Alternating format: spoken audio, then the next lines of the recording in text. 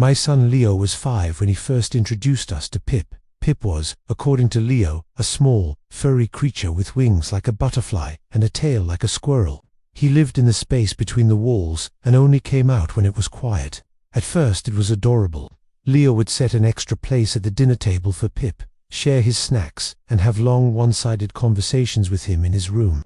My husband, Mark, and I thought it was just a normal part of childhood imagination. We'd play along, asking Leo what Pip thought about the movie we were watching, or if Pip enjoyed his tiny portion of broccoli. The imaginary friend phase is something most parents expect. It's a sign of a developing, creative mind. We even read articles that said it was healthy. So, we embraced Pip.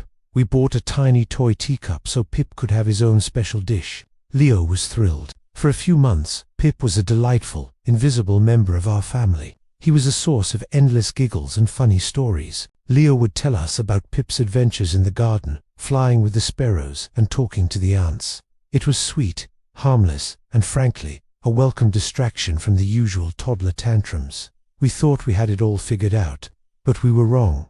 The change was gradual.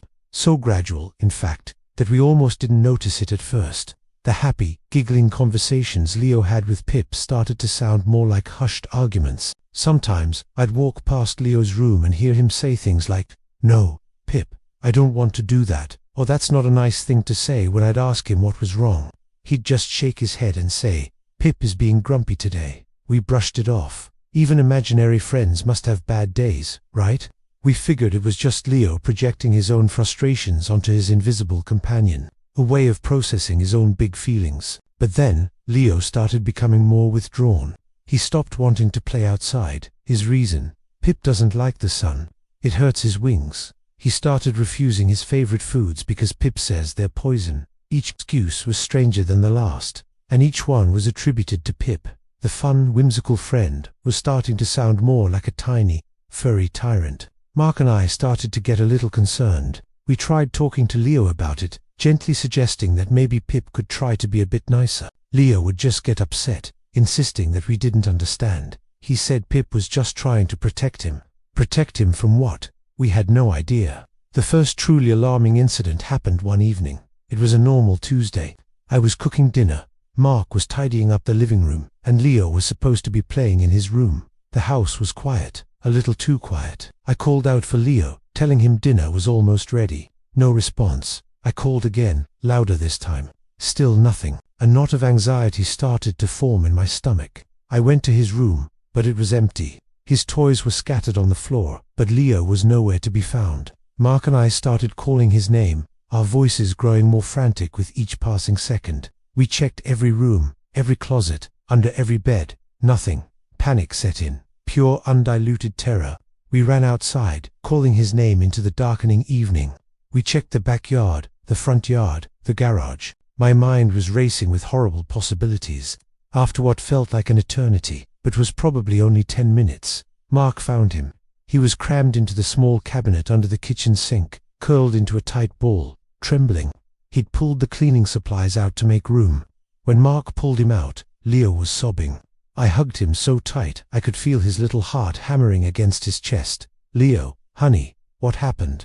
Why were you hiding?" "We were so scared," I asked, my voice shaking. Through his tears, he whispered, "Pip told me too. He said a bad man was coming to the house and I had to hide or he would take me away." Mark and I looked at each other, a silent, terrified conversation passing between us. There was no bad man.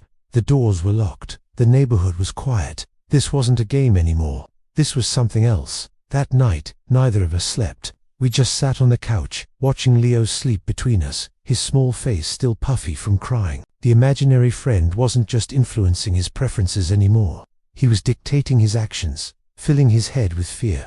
Pip had gone from a cute, quirky companion to a source of genuine terror for our son. We knew we had to do something, but we had no idea where to even begin. How do you fight an enemy that doesn't exist? We decided to consult a child psychologist. I felt a strange mix of relief and failure making the appointment. Was I a bad parent? Did we do something wrong to make him invent such a malevolent friend? Dr. Evans was kind and reassuring. She explained that while imaginary friends are normal, it's also not unheard of for them to become a vessel for a child's anxieties. Pip wasn't a monster. He was a manifestation of Leo's own fears. The bad man wasn't a real threat. It was a 5-year-old's way of expressing a fear he couldn't name. She gave us strategies. We were to stop engaging with Pip directly. No more setting a place for him. No more asking what he thought. Instead, when Leo brought him up, we were to redirect the conversation back to Leo himself. So, when Leo said, "Pip is scared of the dark," we would respond with, "It sounds like you might be feeling a little scared of the dark. Is that right? Let's talk about that." It was hard at first. Leo would get frustrated, insisting we talk to Pip, but we persisted. We focused on validating Leo's feelings, not Pip's. We filled his days with new, positive experiences. We went on nature walks, visited the science museum, and started a little vegetable garden in the backyard. We wanted to give him new, real things to focus on, to populate his world with tangible joys instead of invisible fears. We were trying to show him that the real world was safe and exciting, and he didn't need to hide from it. Slowly, very slowly, things started to change. There were fewer mentions of Pip. The hushed arguments in his room stopped. One afternoon, I found Leo sitting in his room, carefully drawing a picture. I asked him what it was. He held it up. It was a drawing of our family, including our dog, all holding hands under a bright yellow sun. I pointed to a corner of the page. "Who's this?" I asked, indicating a small winged figure flying away from the family, towards the edge of the paper. Leo looked at it for a moment, then said, "That's Pip. He's going on a big trip."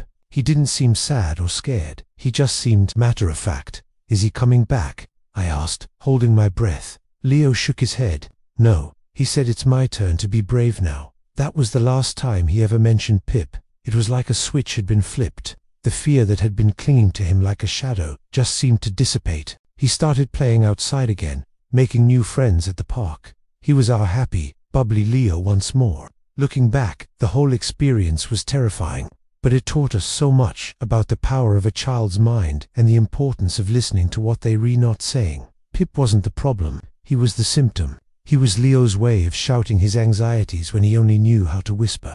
And by learning to listen to the whispers, we were finally able to help him find his own voice and his own courage. It's a reminder that sometimes the biggest monsters are the ones we create in our own heads. Thanks for watching, and if you have a story of your own, please share it in the comments below. See you next time.